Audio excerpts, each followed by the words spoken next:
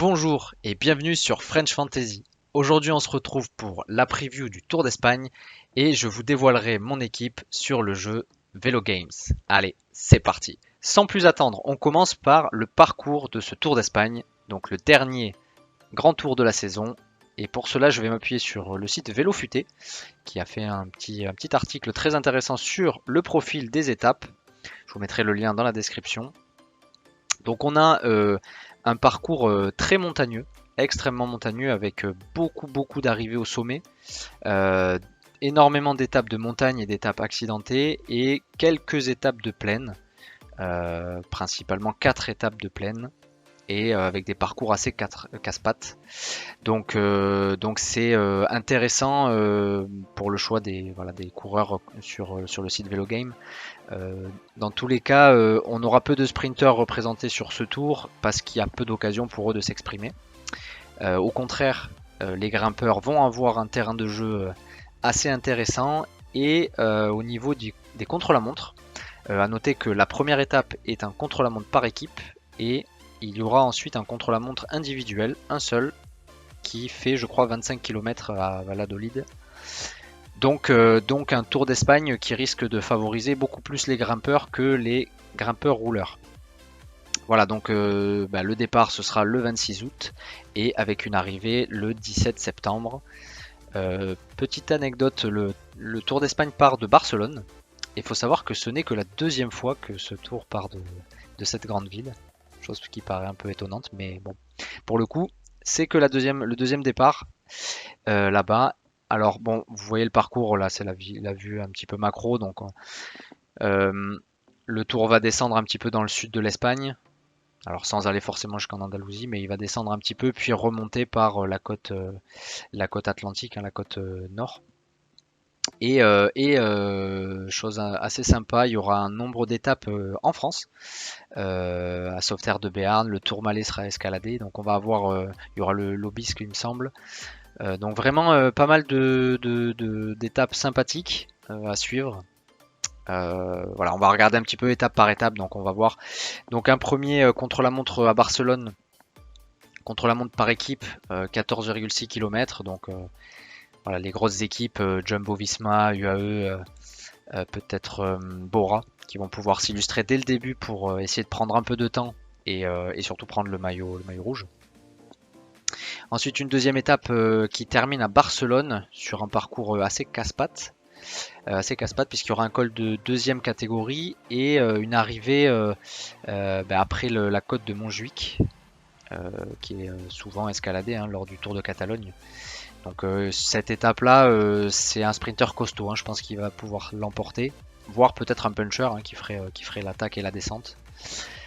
Ensuite, une première arrivée au sommet qui arrive très rapidement sur la troisième étape en Andorre, avec un double col première catégorie et l'arrivée. Donc ça va être très difficile déjà, il va falloir être en forme dès le début. Donc peut-être que pour les coureurs qui sortent du Tour de France, ça pourrait être intéressant. Ensuite, une étape presque de transition déjà entre Andorre-la-Vieille et Tarragone. Encore casse-pattes parce qu'il y aura des cols à une trentaine de kilomètres. Donc ça risque de fatiguer un petit peu les sprinteurs qui passent pas forcément bien les bosses. Ensuite, un profil un peu équivalent le lendemain, cinquième étape. Un col de deuxième catégorie quand même, à pareil 50-60 km de l'arrivée. Donc c'est un petit peu la marque de fabrique du Tour d'Espagne, il n'y a jamais d'étape excessivement plate. Donc ça sert à rien de chercher des sprinteurs vraiment aux grosses cuisses, il faut des coureurs qui passent partout. Ensuite, sixième étape, on repart sur une arrivée au sommet, à l'observatoire de Javalambre. Col de première catégorie, donc ça monte toute la journée, et puis on termine avec ce col. La septième étape, pour une fois une étape assez plate, donc vraiment un sprint massif à l'horizon. Ensuite, huitième étape avec un parcours extrêmement compliqué, plusieurs cols de deuxième catégorie et la fameuse ascension du Xoré des Cati. Je crois que c'était Alaphilippe qui avait gagné il y a 3-4 ans, je crois, le Tour d'Espagne était passé par là. Donc parcours très casse-pattes pour Grumper Puncher ici. Ensuite, on a une étape entre Carthagène et Caravaca de la Cruz, avec à nouveau une arrivée au sommet sur un col Je pense pas qu'il soit si dur que ça. On peut regarder hein, Caravaca de la Cruz. Mais, euh, mais en tout cas, peut-être une étape pour des échappés qui partiraient assez tôt hein, sur le premier col. Ensuite, le repos. Et 10e étape contre la montre, individuelle dans les rues de Valladolid, enfin autour de Valladolid.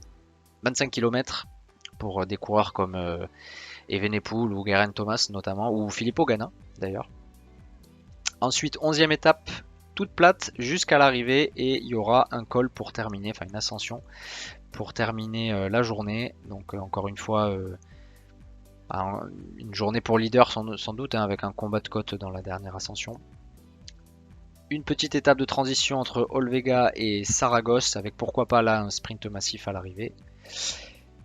13e étape, on enchaîne sur du très très lourd avec un départ à Formigal et un passage en France avec le col du Portalet, le col d'Aubisque, le col de Spandel et le Tourmalet. Donc étape incroyable, 134 km mais excessivement dur. Donc pour bien sûr des échappés très costauds qui seraient déjà loin au général ou pour les favoris. Une autre étape en France entre Sauveterre de Béarn et Lara, port de Laro, non port de, non qui passera par le port de Laro pardon, donc col de Ourserre, port de Laro et port de Bélaga. Donc encore une fois pour échapper grimpeurs et les coureurs du classement général. Ensuite étape au Pays Basque entre Pampelune et Lecumberri, parcours casse-pattes. La 16e étape, une course de côte, tout plat jusqu'à l'arrivée. La 17e étape avec le fameux Alto de l'Angliru, donc sans doute le col le plus dur au monde. 18e étape, on continue sur du très très dur avec des ascensions de première catégorie toute la journée et l'arrivée à la Cruz de Linares. 19e étape, enfin une étape toute plate pour les sprinteurs. La 20e étape va être très très difficile parce qu'on dirait une classique ardennaise avec des côtes toute la journée. Je pense que ça doit être un circuit à mon avis. Et enfin la dernière étape, l'hippodrome de la Zarzuela, Madrid, 100 km. Donc très très costaud comme parcours. Beaucoup de moyenne montagne, de la haute montagne pour finir et encore de la moyenne montagne. Peu d'étapes de sprint, hein, a priori 4 opportunités pour les sprinteurs. Peut-être un peu plus pour les sprinteurs qui passent très bien les bosses. Mais voilà, donc un parcours difficile et ce sera pour les hommes forts, à n'en pas douter. On passe tout de suite aux favoris. Donc on va regarder la start list qui est quasiment complète à l'heure où je vous fais cette vidéo. Il ne reste a priori que Alpecin qui n'a pas encore sorti son roster. Alors qu'est-ce qu'on note un plateau extrêmement relevé pour le classement général, beaucoup de grimpeurs et très peu de sprinters. Voilà en gros ce qu'il faut retenir. La Jumbo-Visma va essayer de faire une chose, un record jamais fait dans l'histoire du vélo, c'est essayer de gagner les 3 grands tours dans la même année. Roglic a remporté le Giro, Vingegaard a remporté le Tour de France, et ces deux coureurs sont au départ de la Vuelta. Alors, surprenant de voir Vingegaard qui finalement participe, puisque il venait de gagner le Tour de France et ne devait pas faire la Vuelta. Roglic de son côté s'était préparé pour le Giro et la Vuelta. Alors à voir qui sera le leader sur ce tour. Potentiellement les deux seront leaders hein, bien entendu. Après la question qui va se poser c'est quel est l'état de forme de Vingegaard. Est-ce qu'il sera au niveau de sa forme durant le Tour de France? Est-ce que la forme qu'il a est suffisante pour jouer les premiers rôles et pour s'imposer? Et surtout, qui est-ce que l'équipe va favoriser si un jour ils ont besoin d'aider un des leaders au détriment de l'autre? Ça va être un peu la question. En tout cas, ils ont une très très grosse équipe. Sepp Kuss fait son 3e tour de la saison. C'est incroyable.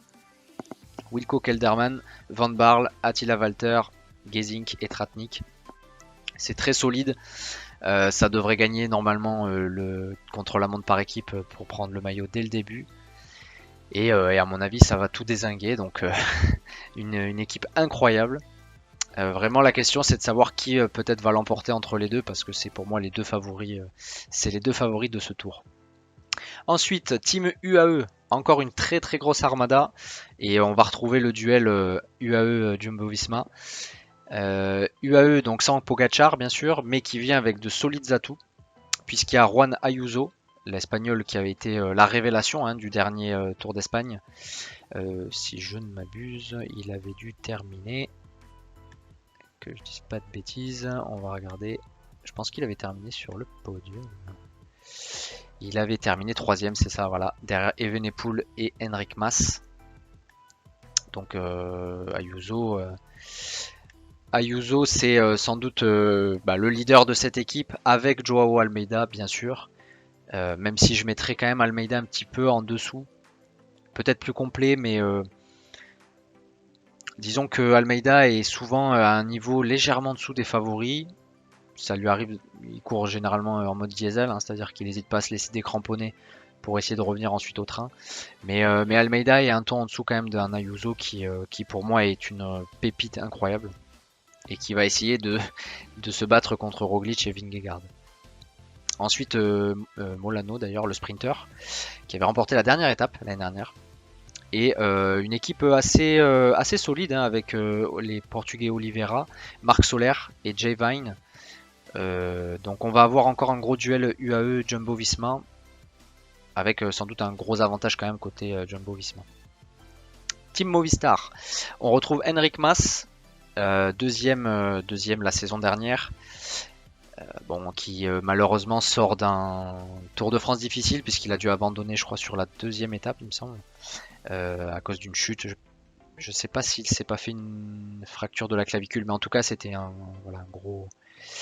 une grosse chute.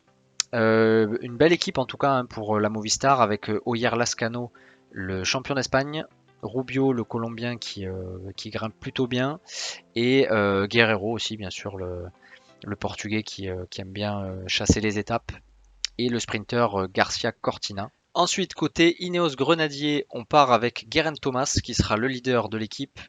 Alors il est sorti malheureusement battu du dernier Giro avec une deuxième place, perdu le dernier jour, enfin l'avant-dernier jour sur le contre-la-montre en côte.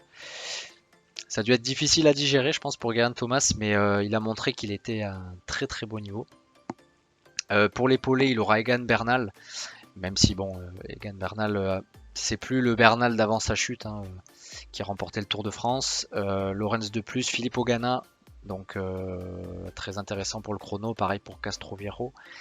Et Timen Arensman qui pour moi avait fait une très très bonne Vuelta l'année dernière, oui c'est ça, il avait terminé 6ème côté Team DSM. Donc finalement une belle équipe pour la Ineos Grenadier, avec peut-être un très bon résultat à venir sur le chrono par équipe, parce que la Jumbo-Visma a une belle équipe, UAE aussi, mais Ineos Grenadier à mon avis ils sont dans les 2-3 favoris facilement pour le chrono. Après Geraint Thomas je le mets quand même en dessous sur la partie montagne pure, et à voir ce que fait Timen Arensman. Est-ce qu'il pourra jouer sa carte, ou est-ce qu'il sera au service de Geraint Thomas? C'est un petit peu la question. Ensuite, Soudal Quickstep, on a le tenant du titre, Remco Evenepoel, qui a remporté brillamment le championnat du monde du chrono. Une belle victoire, il a malheureusement abandonné son titre sur la route, mais il avait quand même été dans le coup, même si il a décroché à une trentaine de kilomètres de l'arrivée je crois. Alors son équipe est pas très très forte sur le papier, c'est un peu son problème à Evenepoel. La Soudal Quickstep est pas forcément armée pour les grands tours. Il aura quand même Cataneo pour le chrono, pour la moyenne montagne. Andrea Baggioli aussi, c'est un très bon puncher, tout comme James Knox, qui grimpe plutôt pas mal, mais à mon avis, il devra se débrouiller plutôt seul, Evenepoel. Donc c'est la question, est-ce qu'il sera à même de se défendre tout seul? Ça va être compliqué quand même. Ça va être compliqué. Bon après, je vais pas toutes vous les faire, mais voilà, en tout cas dans les personnes qui sortent un petit peu de la start list, on a Romain Bardet bien sûr côté Team DSM, même si il ne devrait peut-être pas viser le classement général. Bardet il est un peu passé à autre chose. À voir s'il est dans le coup. S'il est dans le coup, je pense qu'il essaiera de choper un top 10 et potentiellement un top 5, même si ça me semble un peu loin pour lui. Et sinon, il essaiera d'aller chercher quelques victoires d'étape. Ils ont Alberto Dainese, le sprinter, qui sera peut-être leur carte maîtresse. Voilà, après Oscar Onley, je vous en reparlerai après pour la sélection Velo Games, qui est un coureur qui a l'air d'être en forme et qui pourrait s'exprimer. Côté AG2R, c'est une équipe très faible, je trouve, qui vient. Il y a le sprinter, le coureur assez rapide Vandramé, qui sera là, et potentiellement Dorian Godon, qui peut s'exprimer sur des terrains un petit peu vallonnés. Ensuite, la Lotto Destiny, pas grand chose non plus à dire. Ils vont viser les victoires d'étape avec Thomas de Gent. Sepulveda peut s'illustrer sur des étapes un petit peu difficiles. On a le jeune Van Edvelt qui est pas mal du tout, et Andreas Kron qui peut essayer d'aller chercher des étapes. Côté Total Energy, même chose, on visera sans doute les victoires d'étape. On a Steph Kras et Pierre Latour qui grimpent bien. Steph Kras a fait un bon Tour de France, tout comme Pierre Latour d'ailleurs. Et on pourrait les voir, je pense, peut-être sur les étapes françaises, essayer de partir dans les échappées pour jouer la gagne. C'est pas impossible. Côté Cara Rural, bon, c'est toujours un petit peu faible, hein, ces équipes espagnoles qui sont pas en Pro Tour.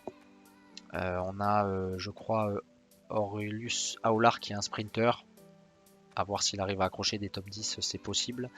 Et sinon, potentiellement Cepeda et Barrenechea sont des coureurs qui sont plutôt corrects. Voilà, ils vont à mon avis se glisser dans les échappées et pourquoi pas jouer le maillot de meilleur grimpeur, hein, c'est ce qu'on peut leur souhaiter. La Bahrain Victorious qui vient avec Damiano Caruso. Caruso qui avait terminé. Non, il n'avait pas fait l'année dernière. Il n'avait pas fait la Vuelta. Mais bon, qui peut aller chercher le top 10. Mikel Landa, bien sûr, pour sans doute un de ses derniers tours d'Espagne. Landa, pareil, il va peut-être essayer de jouer le général au début, mais pour moi, il faut qu'il vise des victoires d'étape, hein, comme ce qu'a pu faire Peyo Bilbao sur le Tour de France. Il y a Santiago Buitrago qui est assez intéressant aussi. Il a fait je pense il me semble qu'il a fait un bon Tour d'Italie. Si je dis pas de bêtises, oui c'est ça, il termine 13ème du Tour d'Italie, il remporte l'étape du Trecime di Lavaredo, donc une étape très difficile. Et il termine 7ème au classement des grimpeurs, donc Buitrago, ça peut être une belle option. Pourquoi pas, soit pour le général ou pour le classement de la montagne par exemple. Intermarché Circus Wanty qui vient avec Rui Costa. Et c'est à peu près tout. Ils vont surtout se concentrer, je pense, sur leur sprinter.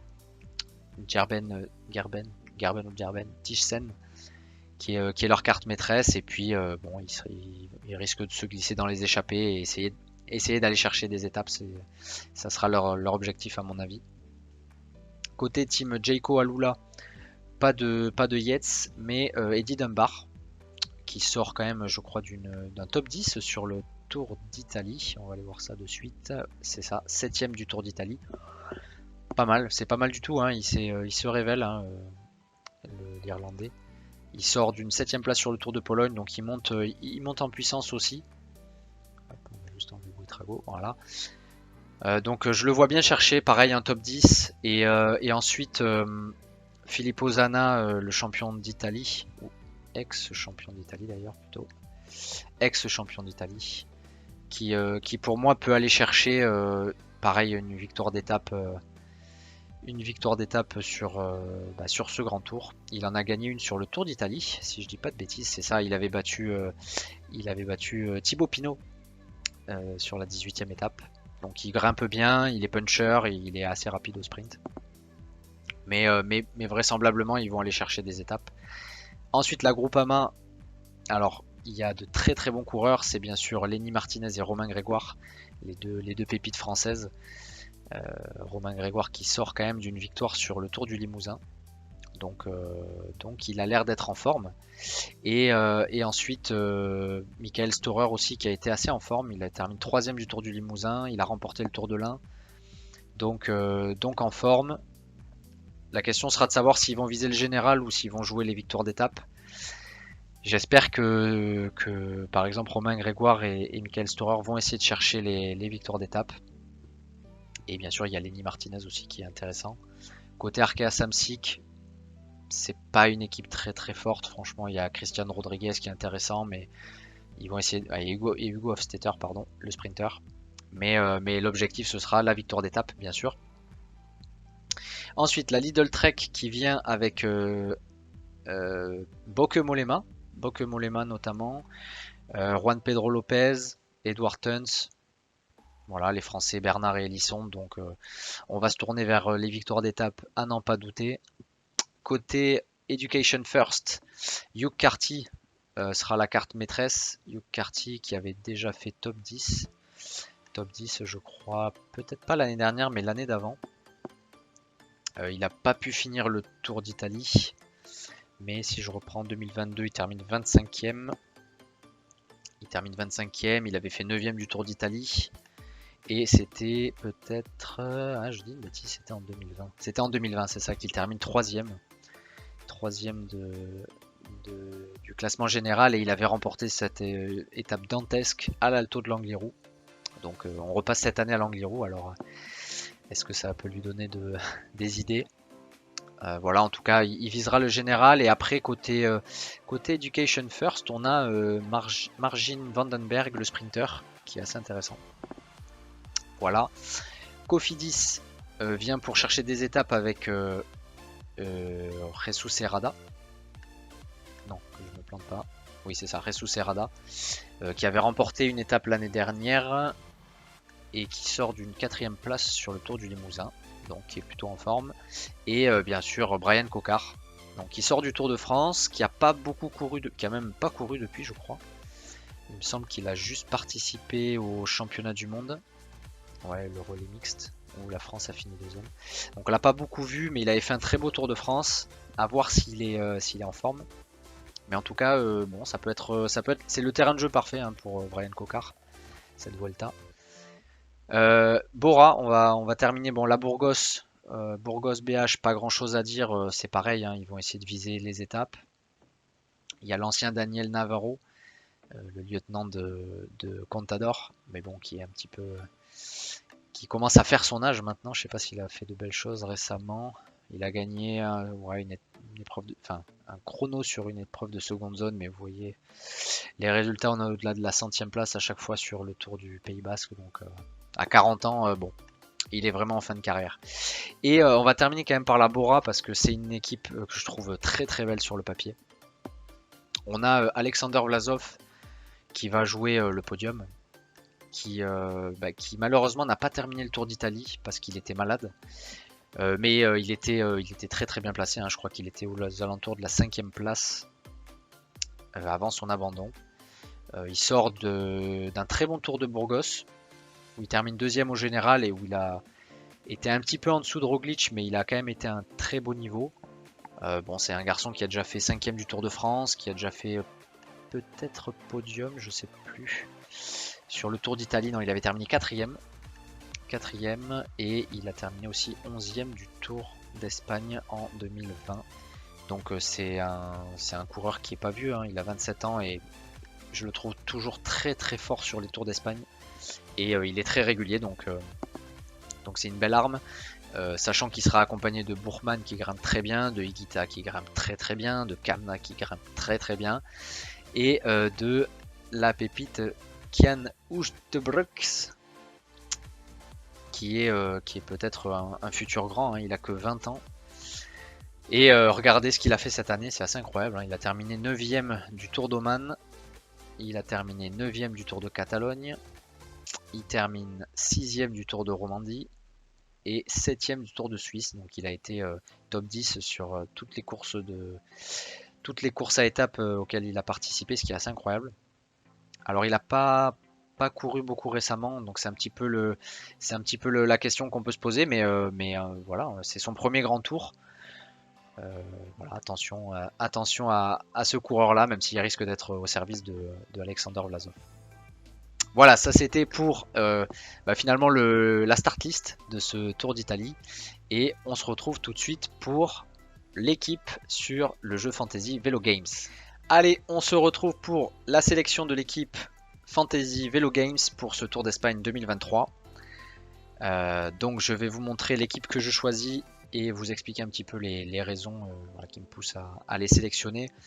Donc pour ceux qui ne connaissent pas, c'est un jeu fantasy où vous sélectionnez 9 coureurs avec bien un budget limité de 100 crédits et vous ne pourrez effectuer aucun changement. Donc ensuite vous allez obtenir des points en fonction des performances des coureurs sur le tour en question.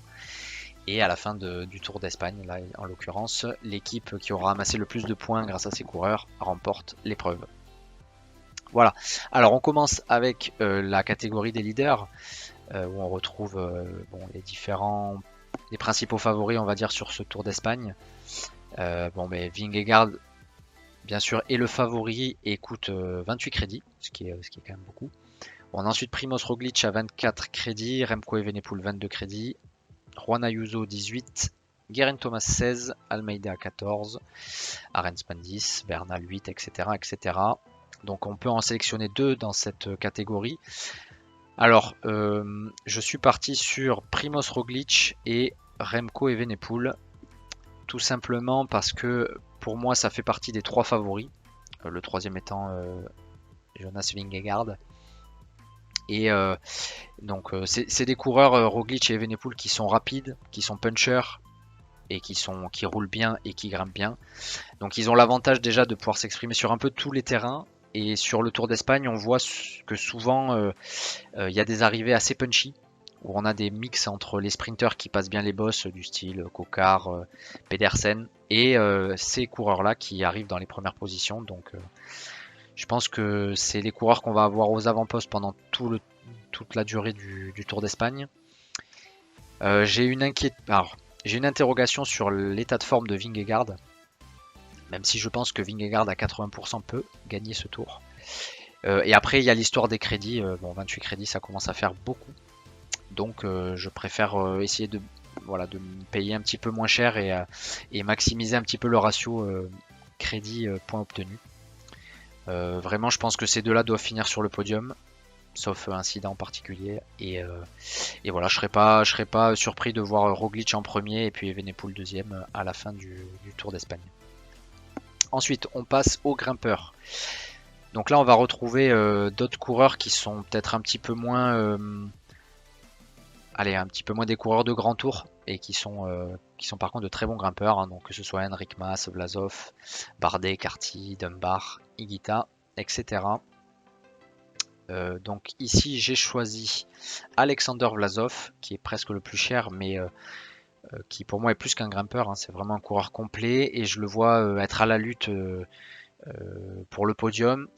Je pense qu'il a de quoi faire top 5 sans souci. Et je le trouve au-dessus de tous les autres qu'il y a ici, à part peut-être Enric Mas. Donc je vais faire confiance à Vlasov qui a une très belle équipe aussi pour l'aider. Donc même s'il est à 14 crédits, ça me paraît nécessaire. Après, ensuite on va essayer d'aller chercher quelqu'un à 6 crédits qui est pas trop cher.